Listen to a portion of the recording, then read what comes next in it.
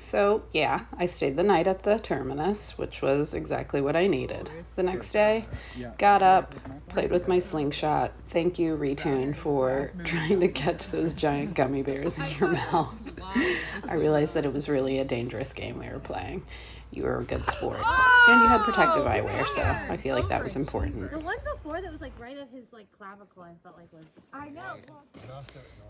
Probably the most fun part about the next day was watching all these other Tranleys come in and just really joyously celebrate the end together. It was super sweet. Wheels actually rolled in and gave me probably the best hug ever.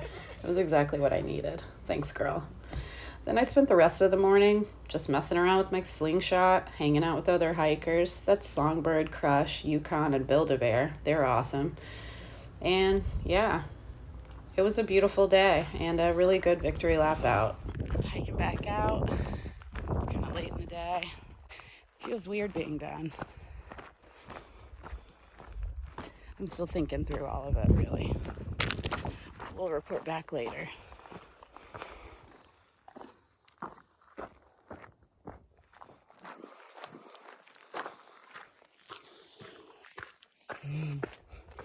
Switchbacks. That looks less fun on the uphill. Short though, almost at the top. And then I get some downhill cruisy. I thought we could see it on the last pass. Remember? Because I was like, oh good, it's out. But apparently not.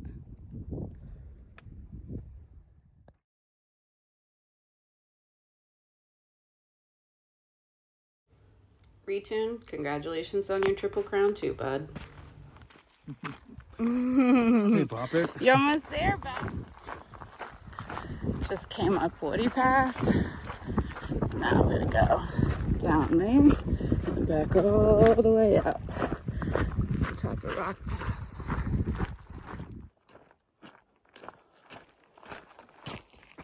Yep, I finished that whole jar of peanut butter Nutella. I'm already done, son. Hi, Derby. Yee! That's Duster. What a badass. Definitely the best part about today has been seeing all my friends making their way to the monument, the victory lap. I got to see Derby, Zorro, Crop Duster, Pacemaker. Who else did I see? Killer, Ketchup Daddy, Doggy Bag, and Songbird, Crush, Yukon. Well, they were with me, but it's cool seeing my friends that were just a day or so behind and getting to like be stoked for them too. Almost out. Hart's past 14.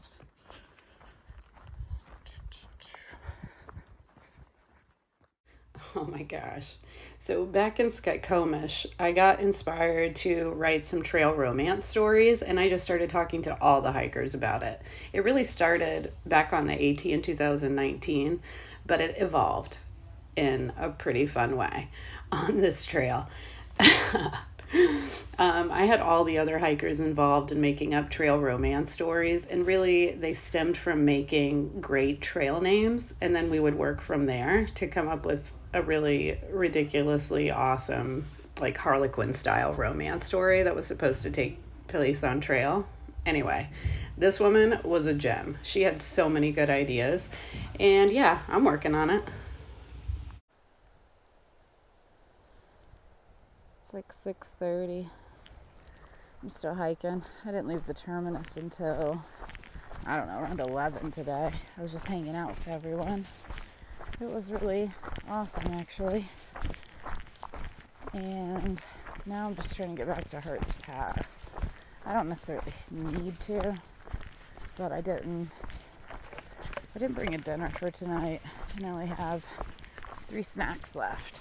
So I'm gonna try to head back, get my snacks.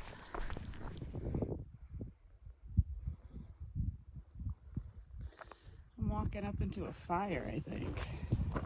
It smells pretty strong. But I think it's on the other side of the ridge. We'll see, I guess. Spooky.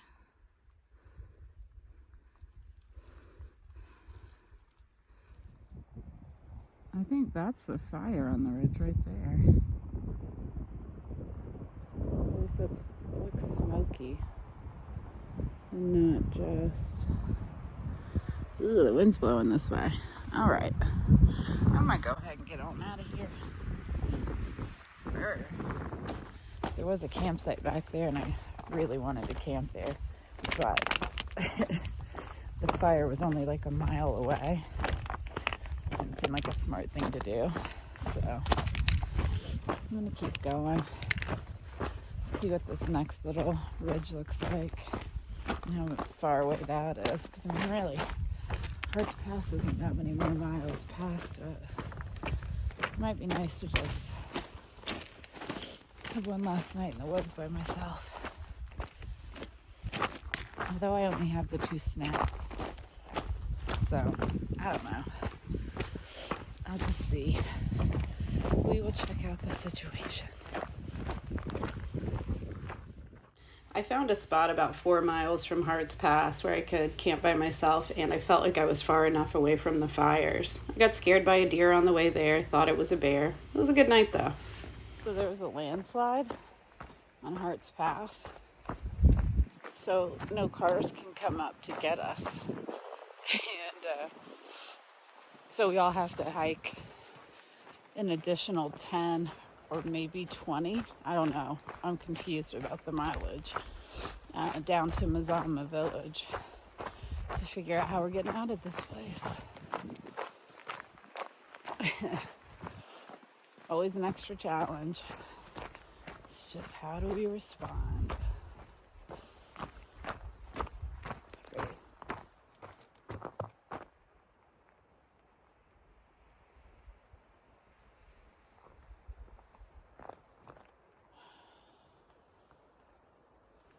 I'm ready for a shower and clean clothes. And maybe to just snuggle out. I saw several other hikers hustling to get to the border before the fires got too bad. They did ask me what I thought, and I'm no wildland firefighter, so I don't really know. I just told them to use their best judgment, and they did seem like they were getting closer. Probably checking out the fires. Oh my God. I'm guessing this is the landslide that took out the road up to Hart's Pass. 2 cars passed me going up. Maybe I'll be able to hitch with whoever comes down. Probably not though, because there are going to be so many people up there. Arrgh. I think I got picked up a mile or so from Mazama, so yeah, it was a long day for me. But then I made it to the brewery, hung out with Songbird, Crush, Yukon, and Build-A-Bear, climbed in the trunk with Songbird, and we were taken to Seattle, where we shared a Motel 6 and each made our way home.